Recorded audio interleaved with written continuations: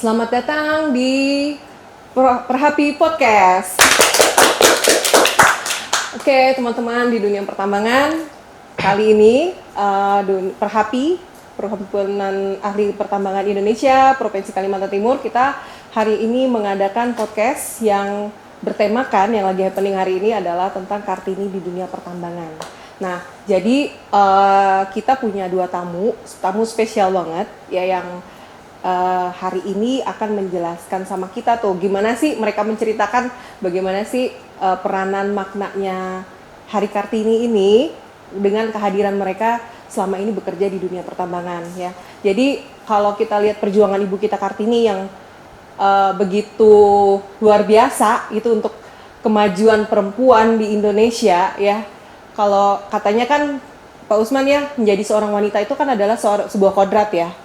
Nah, tapi menjadi ibu rumah tangga atau menjadi seorang wanita karir itu kan sebuah pilihan ya. Nah, ternyata dua Kartini ini mereka memilih untuk bereksistensi di dunia pertambangan. Nah, pasti teman-teman semua pengen tahu ya seperti apa sih dunia pertambangan yang mereka geluti, pekerjaan yang seperti apa yang mereka jalani. Karena apa? Di dalam dunia pertambangan ini kan semuanya isinya laki-laki ya nggak sih Pak? Berarti lebih tahu ya istilahnya seperti itu. Oke, kita nggak usah lama, kita punya dua Kartini nih Pak Usman. Pak Usman udah kenal banget ya. Di sini ada satu ibu kita, Ibu KTT, Kepala Teknik Tambang. Beliau ini adalah Kepala Teknik Tambang ya, kalau kita bilang di PT CEM ya, Bu Eka ya, ini Bu Eka. Dan beliau adalah satu-satunya wanita yang saat ini di Provinsi Kalimantan Timur sebagai KTT ya. Nah, nanti kenalin masing-masing ya satu-satu. Nah, satu lagi ibu kita yang luar biasa ya, energik dan sebagainya. Ibu ini yang menjadi koordinator inspektur tambang untuk Provinsi Kalimantan Timur ya. Kita nggak pernah selama ini kan kita nggak tahu nih apa sih bedanya mereka berdua gini Pak Usman. Mereka berdua ini Bu Eka ini dari sektor swasta, jadi Bu Darlina ini dari pemerintah, jadi seantara pengawas dan pelaku usahanya. Nah, oke, sekarang kita mau dengar sih seperti apa. Mereka boleh masing-masing memperkenalkan diri ya. Silakan Bu Eka.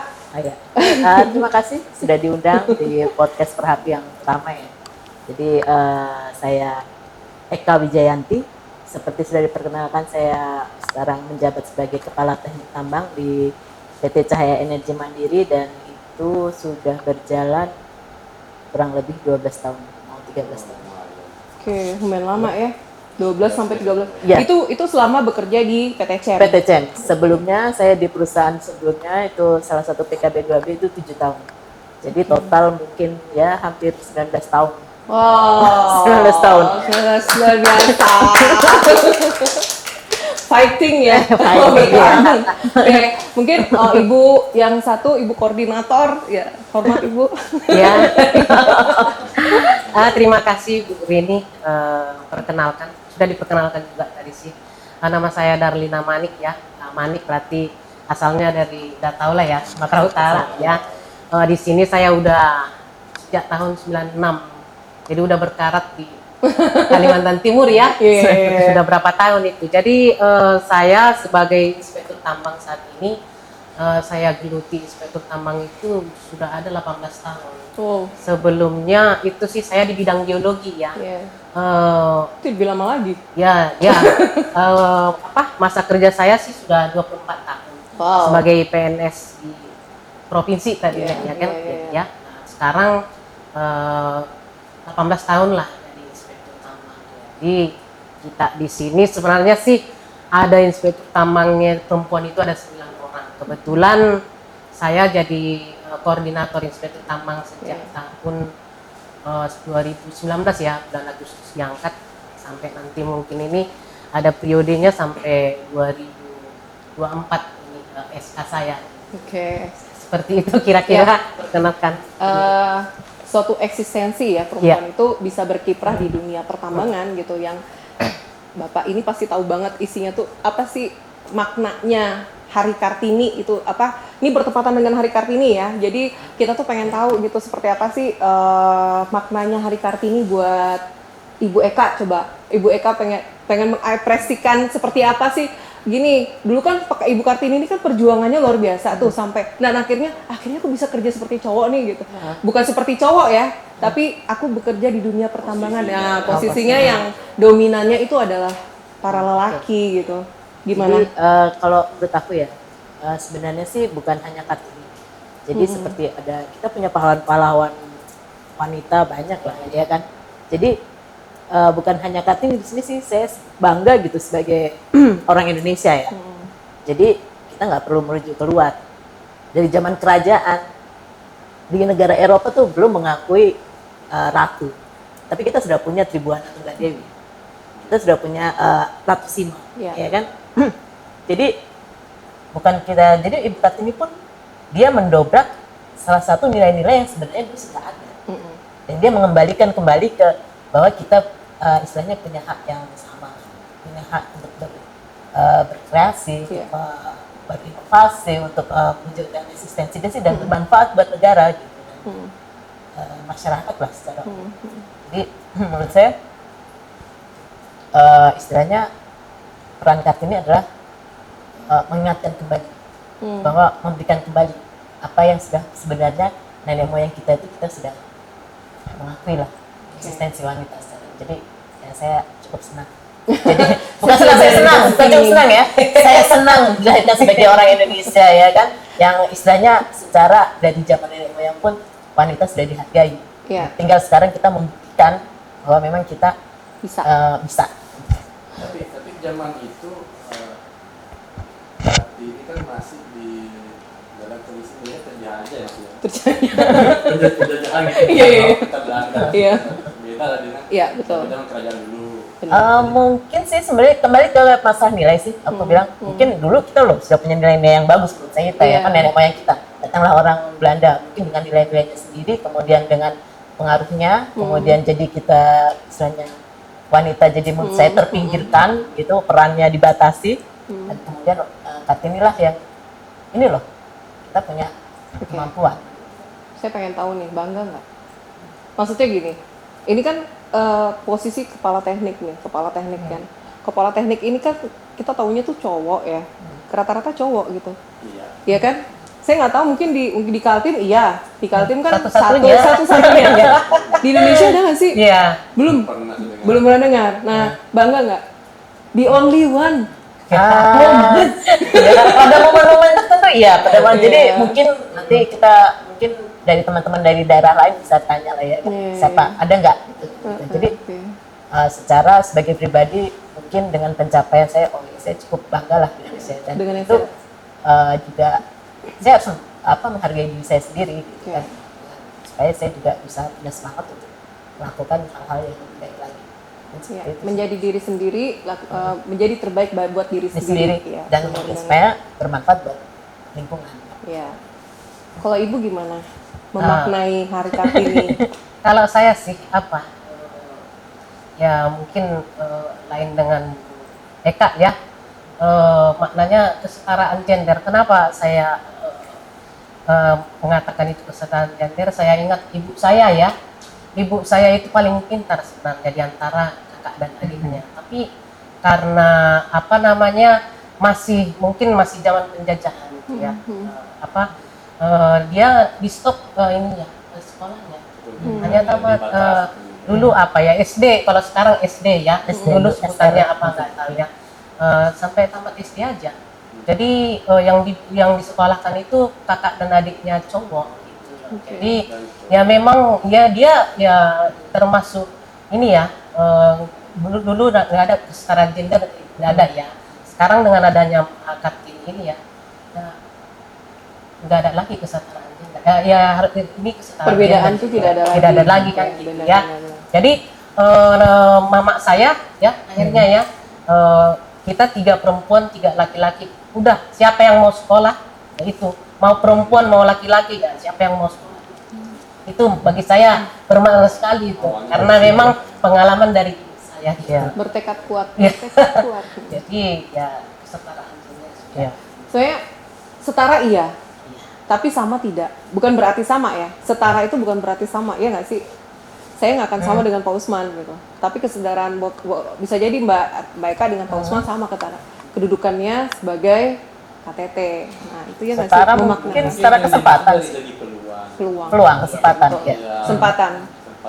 Kalau sama gitu. Kalau sama mungkin enggak ya. Antara kita mempersamakan diri kita dengan para pria kan enggak. Ya nggak sama lah. Iya. Memang kodrat kita kan Kodratnya beda.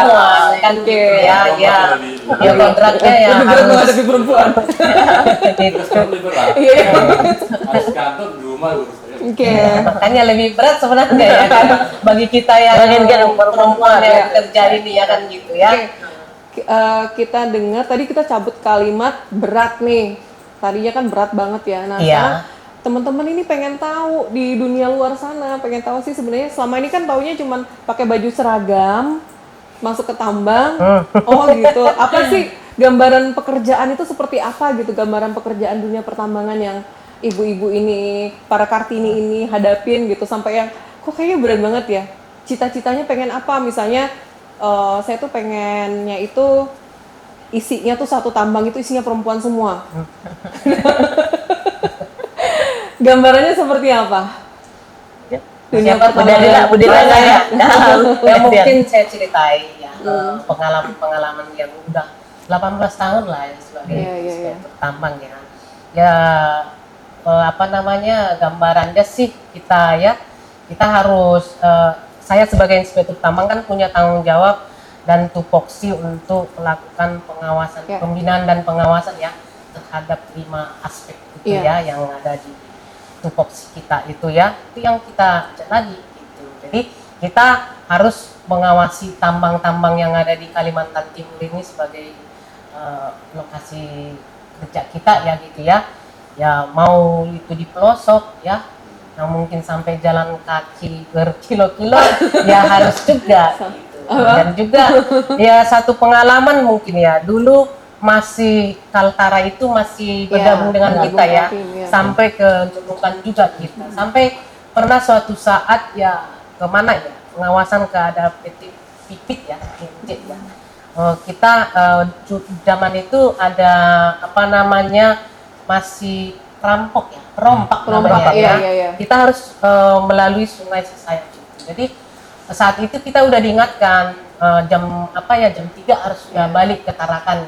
Tapi ada teman-teman bilang kalau kita close meeting di mana namanya di Tarakan nantinya nggak ada KTT dan orang lapangan nggak tahu gitu ya. Kita harus close meeting di sini di site gitu. Jadi akhirnya kita sudah jam 5 dari sana ternyata di Sesayap itu kan udah gelap gitu ya sampai ke Tarakan. Di situ ternyata memang ada perompak ya dulu ya. Jadi motorisnya ini udah tahu itu perompak. Jadi saat itu kita ya disuruh tiar kita karena memang dia biasanya bawa senjata.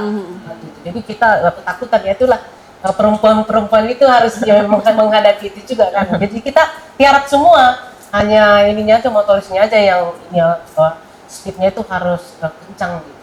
Jadi sampai udah mendekati Tarakan baru kita lega. Oh udah aman gitu. Itulah ininya ya salah satunya yang tantangan kita. Tapi kita ya saya pikir saya enjoy aja dengan pekerjaan itu ya kan. Suka duka ya. Ya gitu. Kalau bagi Mbak saya Eka, seperti itu. saya tahu banget ini gambaran pekerjaannya Mbak Eka karena Mbak Eka itu selalu setiap hari kalau kita ketemu ngopi gitu selalu curhat. Oh iya. Aku habis ngadepin preman. Sekarang ceritain nih ketemu teman nih gimana sih ngadepin preman. Jadi Mbak Eka nggak cuma ngomongin ke aku gitu kan masalah premannya Mbak Eka itu. Nah, jadi sebenarnya gini, mungkin kalau preman sih nggak juga sih. Jadi gini, itu bahasa mungkin lagi single gitu kan. Bisa untuk memudahkan ya kan, untuk memudahkan supaya orang nggak bertanya.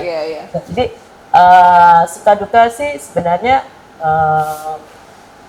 banyak sih ya, cuma kalau gambaran untuk gambaran ke yang nggak pernah tahu pekerjaan kita seperti apa. Jadi sebagai KTT itu kita bertanggung jawab penuh apa segala operasional, keamanan, keselamatan, terus teknik pengoperasiannya seperti apa. kemudian apakah sesuai dengan aturan pemerintah. Kalau nggak, saya akan dikomplain dengan Bu Darlina.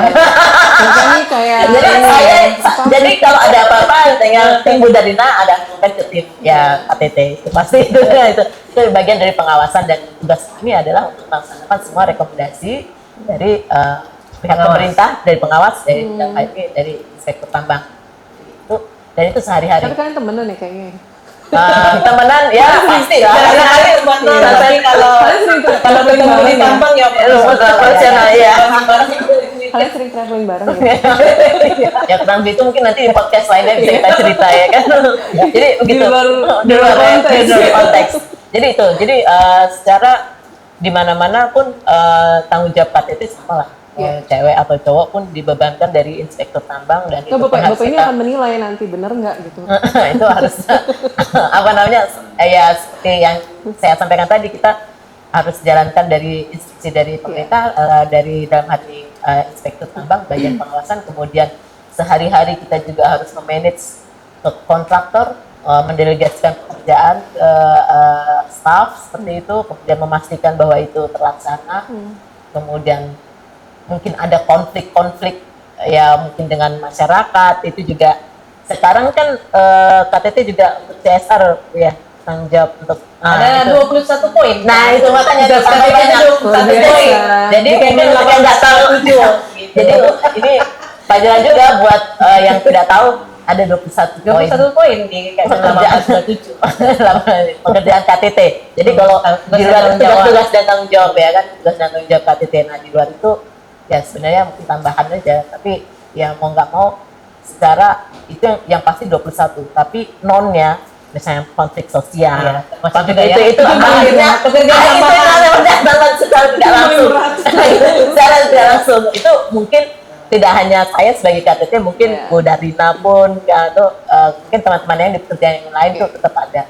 Jadi yang jelas itu kalau mau tahu tugas tanggung jawab KTT itu tadi ya Bu ya.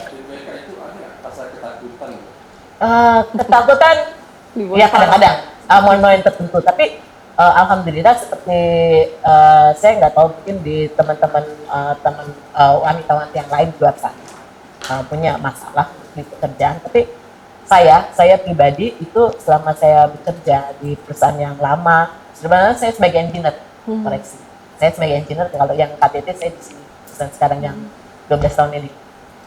Itu sih kita disupport, maksudnya dengan teman-teman, pun government staff, dan itu ya istilahnya mendukung lah, tidak istilahnya memandang rendah atau seperti apa, dan memang mengakui dan kita terus yang sudah kita lakukan, dan apapun kesulitan pasti kita harus lakukan atau kita harus selesaikan bersama, kalau enggak ya itu enggak akan selesai. Itu cukup diberi pengertian juga dari staff, dan juga mungkin teman-teman KTT juga. Jadi kita sharing gitu, saya tonton KTT yang lain gitu, yang cowok. Iya, nggak ngatepin itu. Iya. Kalau, nah itu tadi, kalau kita bicara ya, kalau bicara mungkin di dunia yang lain, pekerjaan lain mungkin saya nggak. Tapi yang saya alami, saya bicara kan yang saya alami untuk, itu menghormati. Kalau sisanya pelecehan, saya pikir enggak. Kalau mungkin dia karena dia mungkin bercanda kelewatan, mungkin kadang-kadang itu kan kita bercanda kelewatan sedikit kan, tapi kan kita bisa arahkan ini loh, kamu sebaiknya nggak begini, kurang sopan. Itu pasti bisa dimengerti kalau hal seperti itu. Tapi kalau yang itu harus dikhususkan atau seperti itu. Saya pikir untuk diri saya enggak. Ya jadi gini, kalau mungkin teman-teman yang lain pengen tahu ya, yang kita tahu kan, karena saya juga latarnya kan orang tambang ya, jadi dan udah makan asam garamnya, walaupun pengalaman saya tidak luar biasa ibu-ibu berdua ini gitu, maksudnya kalau mereka memang senior saya jauh sekali, jadi kalau yang kita lihat kan namanya tambang itu, dunia pertambangan itu kan dia multitasking lah orang-orang yang kerja di dunia pertambangan ya. Jadi kita tuh punya pekerjaan ilmu nih Pak Usman ya, dari hulu sampai ke hilir kan, dari ilmu geologi kita harus tahu yang namanya cadangan tuh kita harus bisa ngitung dan sebagainya kan, kita udah, terus ilmu penambangannya sendiri gitu kan, ngitung unit, terus habis itu cost controlnya seperti apa, nah nanti untung enggaknya buat perusahaan, ya nggak sih, ekonominya kita hitung juga, ya kan. Terus habis itu nanti lari lagi, untung nggak kalau kita nambangnya di sini, royaltinya semua, apa bagaimana pasar ini, kemauan pasar itu kan seperti itu kan ya, yang harus kita kuasain kan ya, sampai ke hilirnya masalah lingkungan, terus kemudian masalah CSR, sampai ke pasca tambang, ada yang masih dikejar-kejar nih, udah tutup tambang, harus mengetahui itu semua juga. Iya kan? Nah itu kan ini pelakunya ya kan. buat saya orang yang bekerja di dunia tambang itu adalah orang yang multitasking gitu loh. Karena mereka menguasai semua. Itu ilmu sosial di CSR. Itu nggak ada. Misalnya gini, saya alumni tambang. Saya nggak pernah belajar masalah CSR. Nggak pernah, tapi kita harus tahu gitu, ya kan? Iya nggak sih? Itu tuh itu kan learning by doing ya. Nah, sekarang nih ibu-ibu sebagai seorang leader lah, woman leadership-nya itu seperti apa? Ini panjang jalurnya dari hulu ke hilir. Bu Derlina deh, seperti apa dalam mengarrange-nya pekerjaan ini loh? Ini kan nggak gampang nih, pasti kalau kita lihat 24 jam Bu Derlina tuh nggak akan cukup nih kalau ngurusin semua tambang. Satu perusahaan aja mungkin nggak cukup dalam 1 hari, ya nggak? Koreksi dokumen itu bisa sampai 2 hari, 3 hari, itu nggak akan selesai. Inspeksi 1 minggu. Mohon maaf saya mantan inspektur, jadi mungkin saya bercerita juga kan, saya tahu seperti apa pekerjaan. Nah, kalau buat Bu Darina bagaimana? Kalau saya sih memanage pekerjaan itu ya, terutama saya di Kaltim ini sebagai core lead ya, kami ada 36 orang di sini ya. Ya kita harus kerja tim ya. Kalau hanya untuk ya kita sendiri ya nggak mungkin ya, harus begini harus begini. Ini harus kerja tim. Jadi segala sesuatu itu kan dengan teman-teman itu harus didiskusikan apa sih baiknya pekerjaan kita ini, bagaimana sih membaginya kan gitu kan. Karena saya sebenarnya ini core lead itu kan bukan atasan dari mereka. Saya itu istilahnya itu kalau di sekolah itu ya ketua kelas. Ketua kelas itu kan bukan atasannya teman-teman satu kelas gitu ya.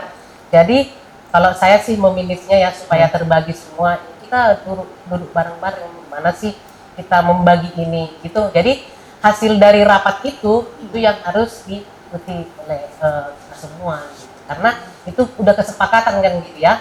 Jadi, bahkan ya kalau kami ya istilahnya itu kalau mau rapat juga punya list kita. Jadi semua jadi terbagi rata gitu, punya list dia gitu. Jadi semuanya ada listnya. Jadi saya kira kalau pekerjaan itu kalau dikerjakan sama-sama ya, bisa terselesaikan dengan baik gitu. Kaltim ini kan youth-nya paling banyak ya gitu. Jadi kalau nggak pintar-pintar kita untuk berbagi waktu ya kadang juga sih jadi akhirnya kita ini ya lembur-lembur juga. 24 jam nggak cukup ya? Iya nggak cukup. Harus harus menjagi ya. Iya. Seperti itu hari-harinya untuk membagi. Kalau Mbak Ika gimana? Mungkin kalau Bu Darina. Mohon maaf saya potong. Kalau Bu Darina kan mungkin hanya 6 aspek berapa? 6 aspek ya? 5 aspek yang kalau Mbak Ika kan tanggung jawabnya tuh dari awal sampai si kapal ini berlayar. Coba deh ceritain gimana tuh tanggung jawab. Mungkin kan ya kalau dari kita bagaimanapun kalau di suatu perusahaan pasti ya kalau semua kita kerjakan sih pasti nggak bisa. Nah, jadi pasti kan kita punya staff, punya bagian masing-masing yang perlu. Nah, itu fungsi kita mungkin mirip dengan Bu Darina, fungsi koordinasi dan pendelegasian dan kita pengawasan untuk masing-masing divisi itu sudah nggak sesuai sama kerjaannya yang kita harapkan seperti itu. Nah di situ mungkin kalau Bu Darlina bisa bagi tugas, kalau saya bahasanya sekarang adalah pendelegasi. Kalau di saya di masuk perusahaan itu pendelegasian dan mungkin bagaimana kita memanage. Kadang orang punya kepentingan sendiri-sendiri masing-masing, tapi kita harus ya kalau dulu pertama kali saya di perusahaan yang sekarang saya bilang saya melihat ada masing-masing departemen sendiri-sendiri punya tujuan sendiri-sendiri. Jadi saya bilang waktu itu saya ingat pertama kali saya jadi KTT waktu itu kalau kita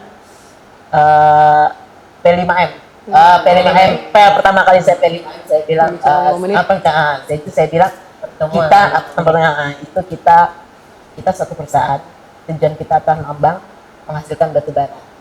Itu ibarat kapal. Kapal tongkang lah. Kalau tongkang itu punya banyak banyak takut, dia akan jalan di cepat. Tapi kalau satu, kasih. Nah sekarang sebagai perempuan nih ya, Bapak ada pertanyaan nggak? Sebagai perempuan, sebagai bapak-bapak? Saya mungkin tidak ini ya, sebabkan dari rumah tangga juga membagi waktunya nih. Berapa sering ke rumah tangga? Oh gitu ya. Kalau sekarang sih mungkin saya udah lebih enteng Pak, karena anak saya kan dua-duanya udah kuliah gitu, jadi nggak terlalu mengurusin seperti waktu kecil. Tapi ya saya kan inspektur tambang kan udah lama, jadi dulu ya membagi waktu anak-anak saya itu kecil dengan membagi waktu sebagai inspektur tambang itu memang harus pintar kita. Jadi ya kebetulan saya beruntung dulu ya punya pengasuh anak saya itu yang bisa dipercaya lah gitu ya. Jadi memang ya saya sangat beruntung.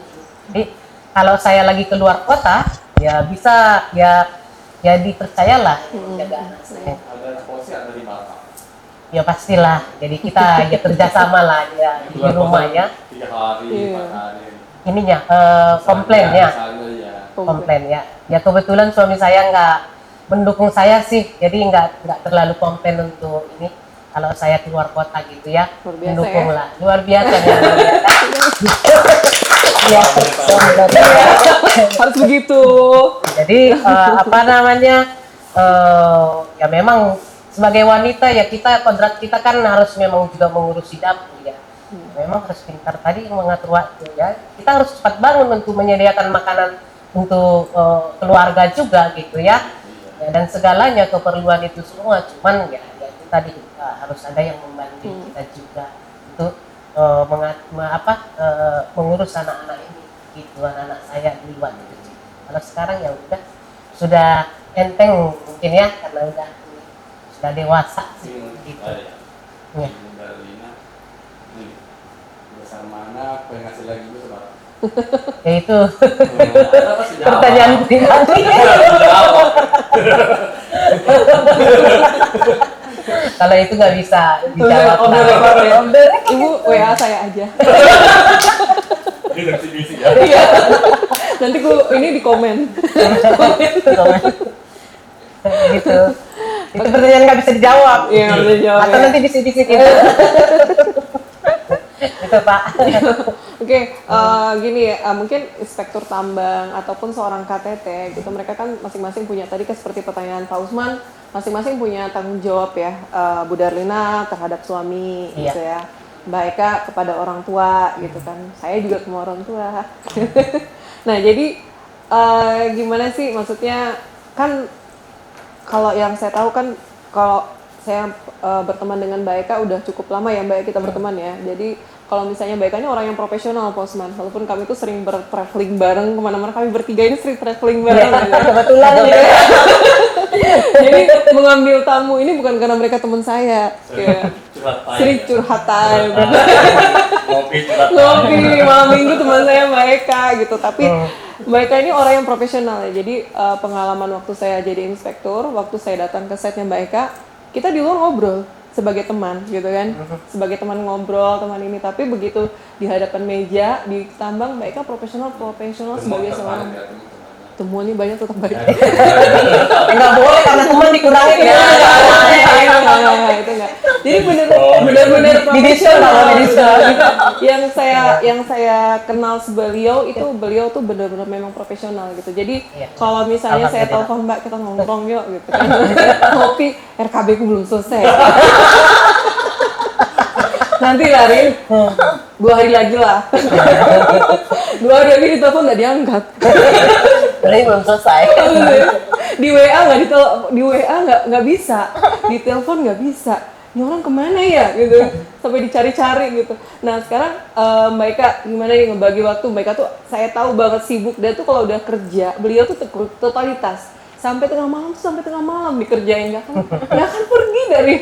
Kalau saya kan ya udahlah pergi nanti besok lagi tutup laptop gitu. Gimana Mbak? Jadi gini, apa namanya?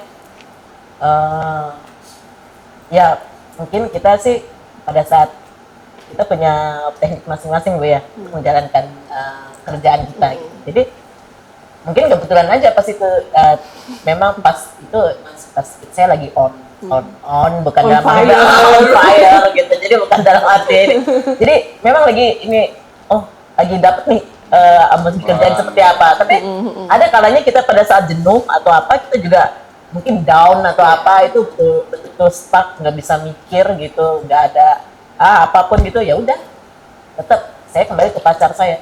Kasur. Saya kira tadi ada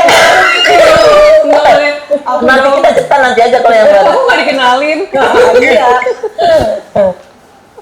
Asal pertama dan yang paling setia itu Kasur. ya. Jadi seimbang ya. Di perusahaan itu ada pilihan. Iya. Kalau misalnya menjaga kalian, itu. memfundasikan banyak. Atau selesai itu kejadian itu mau itu bilang.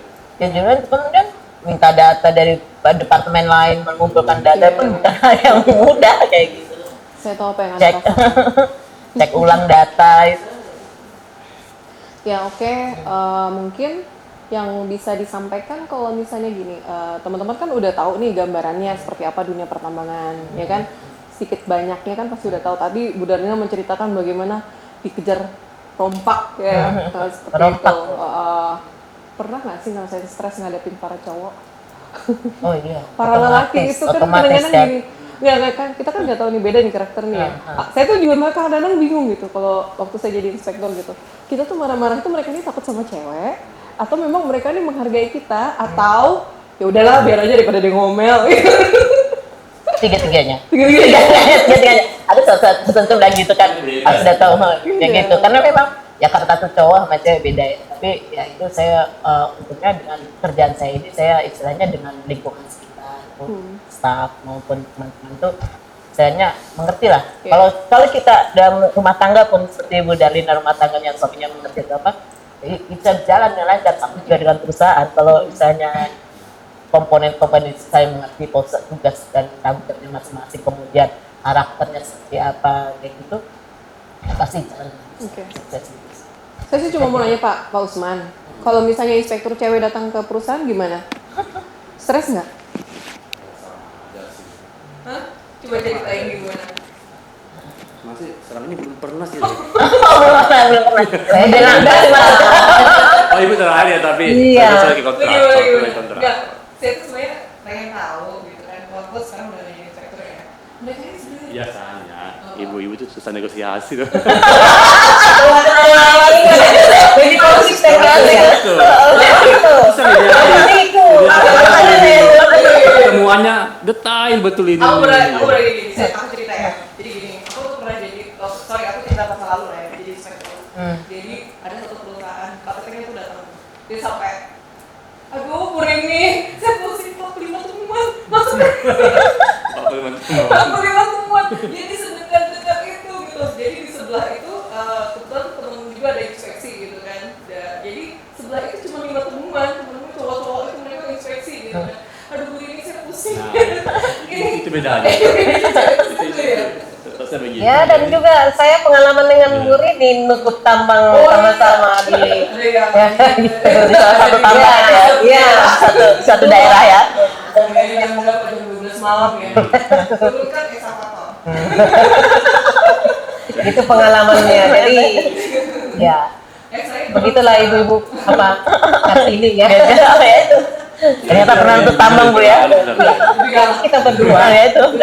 Kalau gitu inspekturnya cewek-cewek aja ya. Kita normalisasi. Dengan kata inspektur untuk cewek. Katanya juga cewek-cewek.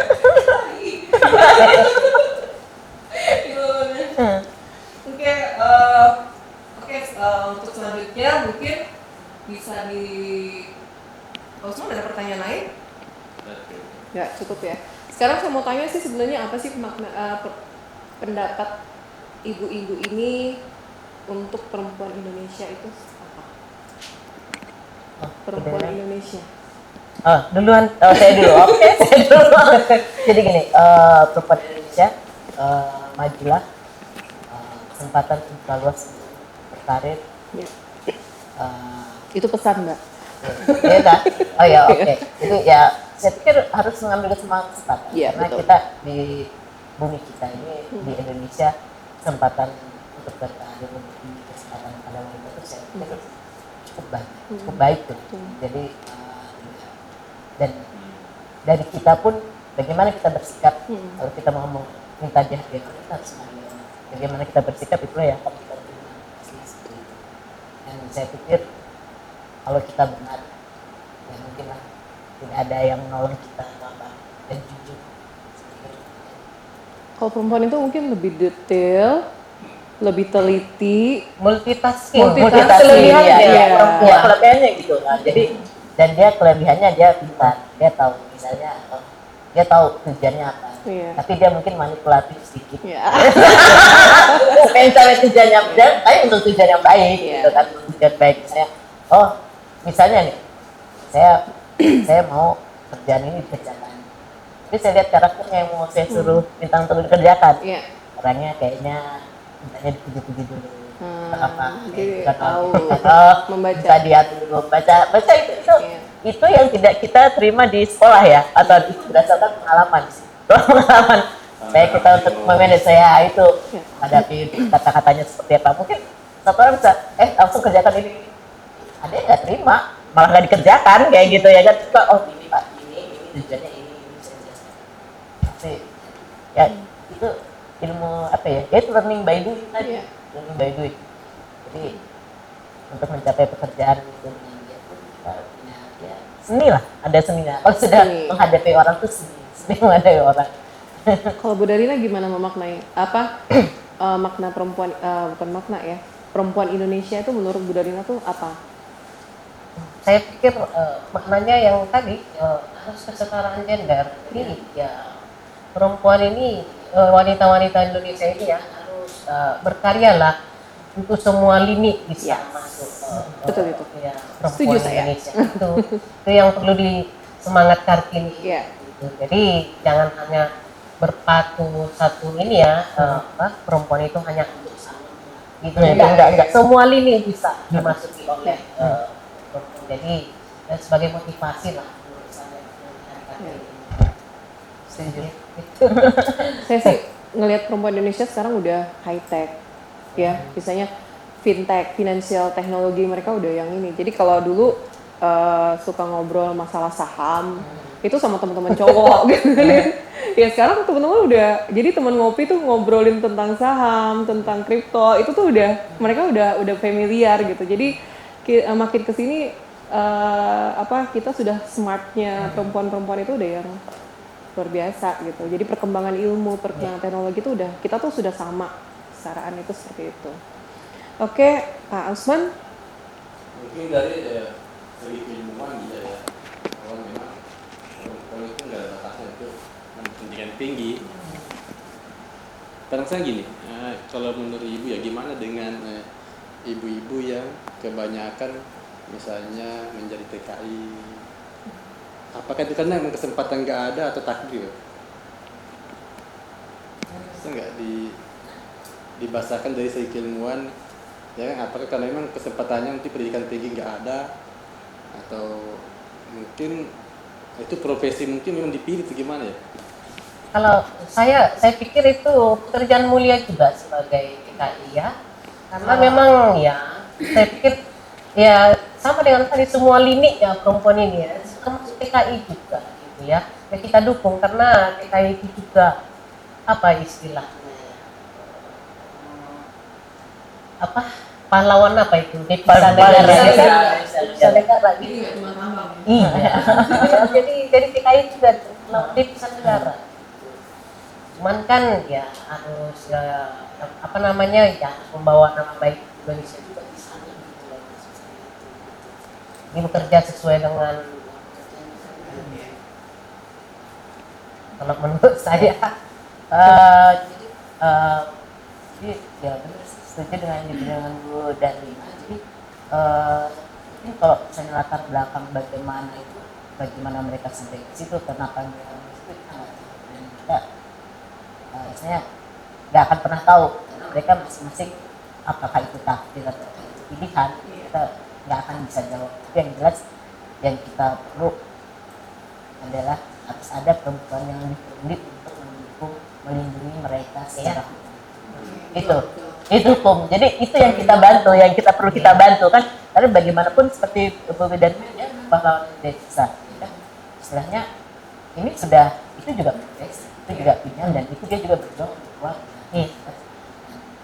Tugas kita sebagai orang Indonesia dan mungkin sebagai sesama perempuan kita harus punya orang-orang yang ahli hukum harus dilindungi mereka karena saya pikir itu yang kurang terlihat, yang belum terwujudkan lah ya. Mungkin pemerintah nggak mungkin lah pemerintah berdiri, tapi mungkin harus ada lebih intensif atau seperti apa untuk melindungi mereka lebih nyata gitu kan. Oke, kalau saya ini mungkin yang apakah ini yang terakhir? Kayaknya seru banget cerita malam ini ya. Walaupun Sudah 1 jam belum? Targetnya 1 jam saja. tapi open topik dari 1 jam nih bicara. Target 1 jam tadi. Iya, jadi sebenarnya saya pengen tahu banget ini impiannya ibu-ibu ini apa sih gitu. Jadi kalau misalnya apakah dengan posisi sekarang nih pengennya seperti apa impian ibu-ibu ini untuk peranannya perempuan di dunia pertambangan? Kan tahu nih, kalau dulu yang namanya engineer lulusan waktu saya lulus dulu engineer cewek itu sedikit banget gitu. Jadi pada rebutan perusahaan-perusahaan itu pengen nerima gitu kan ya. Sekarang kan yang namanya engineer untuk perempuan itu udah banyak banget gitu kan. Nah, seperti apa sih impiannya ibu-ibu ini untuk dunia pertambangan Indonesia peranannya perempuan gitu? Apakah pengen normalisasikan satu tambang itu isinya perempuan semua? Atau seperti apa? Kalau saya sih ya, pendapat saya ya untuk bagi anak SMA lah ini ya yang mau memilih jurusan pertambangan ya jangan takut gitu ya, karena memang dunia tambang itu enak sebenarnya untuk pengalaman ya, menarik. Dunia pekerjaan di tambang ini. Jadi jangan takut, udahlah kalau memang berminat untuk jurusan tambang ya jalan. Tapi cuman pesan kita juga ya bagi perempuan yang bekerja di tambang ya karena bergaulnya dengan banyak cowok ya, jangan lupa juga sebagai kuadratnya sebagai wanita betul.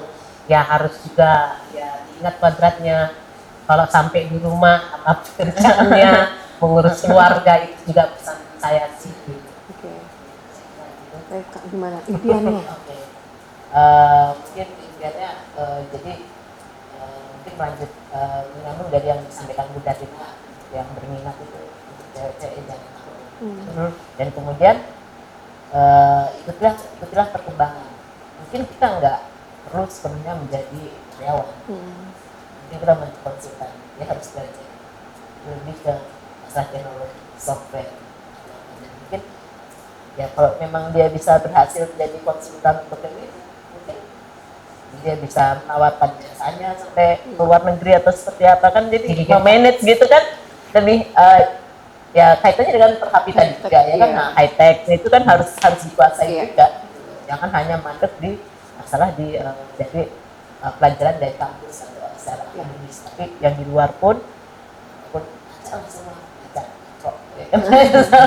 jadi impiannya memang kayak gitu udah.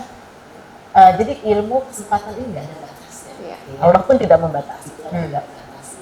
Yang batas itu kemampuan kita, bisnis kita. Artinya kita nggak boleh ada takut ya untuk menghadapi satu takut dan kita harus berhitung, bisa berhitung. Oh ini loh resikonya dan kita harus siap lah. Kalau kita maju, misalnya kalau perang, kalau tangan kosong, sementara di sana sudah pakai bom, bisa pakai hulu ledak kayak gitu ya, maksudnya ke tangan kosong gitu kan, pakai bambu runcing nggak mungkin gitu kan. Gitu kan, kita harus punya strategi. Takut bersaing nggak? Kalau saya kan gini, saya tuh kalau misalnya gini, saya tuh itu ada pekerjaannya kayak gini nih gitu. Saya tuh walaupun saya belum nyoba, saya bilang saya bisa gitu. Artinya saya bisa walaupun saya belum pernah nyoba gitu. Saya bilang kayak gitu doang gitu. Artinya kan ada motivasi untuk diri kita gitu. entah nanti di perjalanan itu nanti bakalan keok, itu urusan nanti gitu. Yang penting saya bilang saya bisa dulu gitu. Nah, dalam dunia persaingan nih, kompetitornya kan banyak nih dunia pertambangan nih, ya kan? Saya tahu lah cowok cewek tuh sekarang sama nih di dunia pertambangan. Nah, bagaimana? Takut nggak bersaing dengan para pria? Mungkin Mencoba kalau- sesuatu maksudnya. Kalau mencoba kita istilahnya gini, kalau saya sih mencoba Ini itu pasti pertanyaannya untuk Bu Eka ini karena persaingan di dunia pertambangan gitu. jadi gini, jadi ini kalau Dulunya- saya aja gitu ya ke saya dulu. Jadi gini, dulu mungkin kita berani dasarnya dulu mengambil kesempatan. Jadi gini, dulu mungkin Bu Darlina juga kenal. Saya kenal Bu Darlina tuh dari awal, dari 2003. Waktu satu belum. Lebih lama ya. Jadi udah dari masih mau menjadi IT, saya masih menjadi engineer gitu kan. jadi waktu itu di situ kan kelihatan banget Bu Darlina yang kita mau mulai. Jadi kita mau mulai, Bu Darlina tahu saya sebagai engineer di perusahaan itu, kemudian kenal juga dengan KTP-nya, istilahnya pada saat waktu itu ya KTP tidak ada, inspektur kan pasti minta KTP nih. Dulu namanya Nah, KIT. PIT ya karena itu jadi minta KTP. Nah kebetulan pada saat KTP saya itu nggak ada, tidak ada pendelegasian, kemudian tidak ada yang berani menghadapi IT kayak gitu kan. Nah itu kan lapangan saya ya kan tidak mungkin ada IT tidak dilayani. Nah itu kan tidak mungkin. Bagaimana image perusahaan terhadap bagaimana image IT terhadap perusahaan saya kan waktu itu kan awalnya itu karena ya dasarnya apa, saya berani karena saya bantuin beres-beres mejanya saya udah jadi saya tahu ini file ini di sini, ini file perizinan, ini file ini Berarti ini kamu aku bacain satu-satu. enggak cuma beres aja beresin aja, masih kan ada file-file batek gitu kan, di sini udah. Akhirnya dengan berbekal itu saya dari konfirmasi dulu juga, Pak ini ada IT gitu waktu itu kan, ini dia minta data-data ini, saya boleh nggak ke kantor Bapak ini butuh data, oh ya ambil aja yang di sini yang pakai ini Pak. Nah itu konfirmasi dan ternyata akhirnya berlanjut terus dan ternyata ya akhirnya ya bisa lah waktu itu IT datang pun kita KTT pasti ada, kemudian saya masih bisa lah diterima dengan dan bahasanya pun ternyata ya sama, dan saya juga sampaikan dulu, terus Pak saya tadi bicara begini oh ya seperti ini. Oke. Nah, dengan itulah makanya saya berani menerima Tantangan. untuk menjadi KTT di perusahaan yang sekarang karena kayaknya kurang lebih sama ini. Coba-coba gitu, tapi kalau nggak coba ya berarti kan kalau gagal ya pindah perusahaan pasti kan gitu. Ya. Akhirnya gitu. eksis sampai sekarang. Oke. Ada lagi Pak Usman? Saya Baik ya, selama dari tambang ada kekhawatiran orang tua. Kalau kekhawatiran itu pasti ya. Jadi gini, bukan hanya pada saat Karena bekerja. kan wanita nih ya kan gitu. Saya mau mulai kerja aja sudah usah kerja di situ. Karena apa jauh? Senoni kan paling deket ya. Kalau kita Senoni kan simpang Senoni itu ya. Cuma karena harus naik bis waktu itu kan, harus bis. Bisnya kan dari yang itu ke arah Senoni itu kan bisnya kecil aja kan. Ya hampir gitu kan, 80-an lah, 90-an gitu. Usah kerja di situ kalau nggak gitu tuh, udah di rumah aja. Apa kayak gitu? Ya namanya kayak gitu. Tapi ya namanya kita sudah dididik orang tua, disekolahkan orang tua. Waktunya kita mandiri ya, semangat kita untuk mandiri itulah yang inilah Buat meyakinkan orang tua itu. karena bagaimanapun orang tua juga orang tua sadar tua kan nggak selamanya juga mereka kuat untuk membiayai atau kan, walaupun saya anak perempuan masih kalau sekarang mesti dibiayai orang tua, tapi kan orang tua harus semakin tua kan punya keterbatasan tenaga, dan situlah saya bilang saya hitung waktu itu Pak, jadi saya itu cukup lah untuk berhappy orang saya semua diatur sama mes kan, mes udah itu pasti uang lebih lah itu kan, udahlah untuk hal-halan untuk menabung gitu kan, itu aja. Jadi akhirnya orang tua pun juga ya kalau anak ini nggak dilepas bagaimana dia akan hidup, ya kan gitu. Saya pikir Bu Darlina udah punya anak juga pasti gitu kan, berat di mana-mana orang tua berat kayak itu membiarkan anak, tapi anak itu harus mandiri supaya dia tetap aja. kalau ngatasin kejenuhan gimana? Jenuh nggak kerja ya sekarang? Jenuh nggak sama yang sekarang? Kalau jenuh pasti lah ya, Iya. dengan momen tertentu. Nah itu kita perlu, kalau saya ya, Traveling, traveling contohnya. ya, terus ya kadang-kadang mengganggu Pak Usman juga kan sebagai sesama kolega gitu kan. Kalian sering ngopi ya? Aku lihat di aku Ya, lihat di status kalian. Terus kenapa nggak diajak aku? Ya lain kali diajak deh, ajak nanti Pak Usman. Jadi gitu, jadi memang kita kalau dengan kerjaan yang banyak pressure-nya, Ibu Danda juga bisa menjelaskan. Kalau dari saya, dengan banyak pressure kita harus pintar-pintar menyeimbangkan antara pressure-nya itu kan, kalau memang kita jangan dipaksa, nanti hasilnya nggak bagus gitu. Betul. Kalau kita harus freshkan dulu, kemudian kita harus seimbang lah antara kehidupan pekerjaan, kehidupan keluarga, kehidupan sosial, itu harus seimbang. Jadi kalau saya akan menyeimbangkan diri. Cuma kayaknya kelewatan ya. Ini kenapa traveling setiap tahun itu sampai 3 kali, 2 kali? Ini banyak duit ya. Mereka nggak tahu. Kayak kita menabung habis-habisan, dia nggak tahu. Mereka nggak tahu kita ngemper di imigrasi.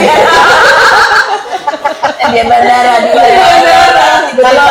Kalau banyak uang jalan-jalan itu wajar ya. Iya. Tapi sedikit uang tapi bisa Jalan-jalan jalan-jalan itu yang luar biasa.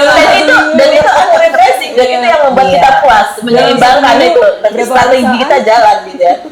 Jadi ini Kartini sekarang Traveling ya. traveling dengan uang sedikit, dengan dana yang minim bisa jalan-jalan kemana-mana. Nah, itu yang hebat. ya. Healingnya apa? Kita traveling yuk, ada tiket murah. Dan itu merasa strategi berhasil kan gitu. Jadi gini, kita punya uang berapa misalnya sekian gitu. Tiket pesawat ini sih, ini kayaknya nggak cukup deh. Kita nggak mungkin bisa nginep gitu. Kita jadi akhirnya overnight di bandara ya waktu itu kan ya. Kita malam aja kita nginep di bandara di imigrasi. Besoknya penerbangan pagi nih. Jadi kita tidur aja ngemper di bandara. Kok jadi kata Pak Usman, kok jadi ngomongin traveling sih kalian? Iya, ini udah 2 Ya, tahun. Mbak, Ya, mungkin ada di Pak Usman. Oh ya, bertanya lagi. Soalnya Pak Usman pasti harusnya apa yang Iya. banyak tanya, karena kalau kami sudah sering bercerita. Nah, Pak Usman kan pengen tahu sebenarnya gimana perasaannya inspektur, artinya mengerti bagaimana perasaan sang istri harusnya, karena beliau istrinya juga inspektur. Iya. Iya kan? Lebih tahu sebenarnya dia Iya, apa. enggak bisa biar lebih memaknai gitu, lebih merasa. Oke. Ada lagi yang mau disampaikan? Cukup banget ya, cukup banget. Sudah terlihat gambarannya dengan jelas ya, gimana perjalanan mereka tuh senior banget, terus mereka yang multitasking yang tadi, Iya. mereka seorang ibu-ibu yang multitasking dengan keluarga, bagaimana care-nya dengan keluarga ya, ngadepin, terus habis itu menjadi seorang woman leadership itu nggak gampang ya.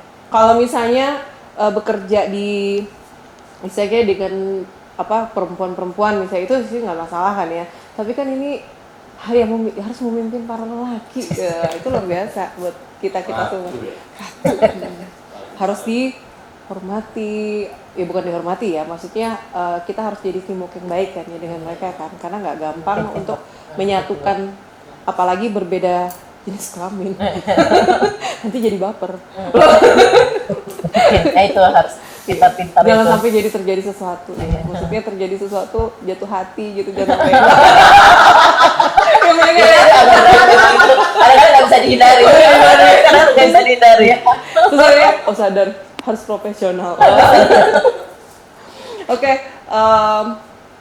pemirsa, teman-teman semua, penikmat, bukan penikmat sih.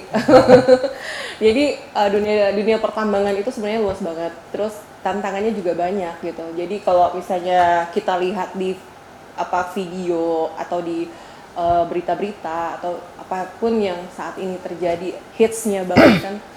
Pertambangan itu kan pekerjaan yang luar biasa keras dan dihuni oleh para lelaki gitu. Ternyata di balik itu ada peranan ibu-ibu ini ya, yang ikut berpartisipasi ya, bahkan mereka sebagai woman leadership gitu. Dan itu nggak gampang. Jadi memaknai Hari Kartini hari ini, kita udah dengar bagaimana tantangannya, suka duka mereka ngadapin dunia pertambangan. Mereka maju sebagai Kartini, mereka maju sebagai leadership gitu. Jadi kita ulangin lagi, menjadi wanita itu adalah suatu kodrat ya. Jadi ketika kita memilih untuk berkarir atau berumah tangga, itu adalah suatu pilihan.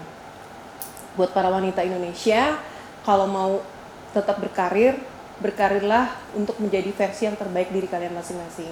Kalau kalian menjadi ibu rumah tangga, menjadi ibu rumah tangga lah yang terbaik menjadi versi kalian masing-masing. Semua perempuan itu memiliki peranan masing-masing. Selamat Hari Kartini, kami yang ada di sini. Dan kita akan jumpa lagi pada podcast episode berikutnya. Selamat malam kita semua. Selamat malam dari Perhapi Podcast.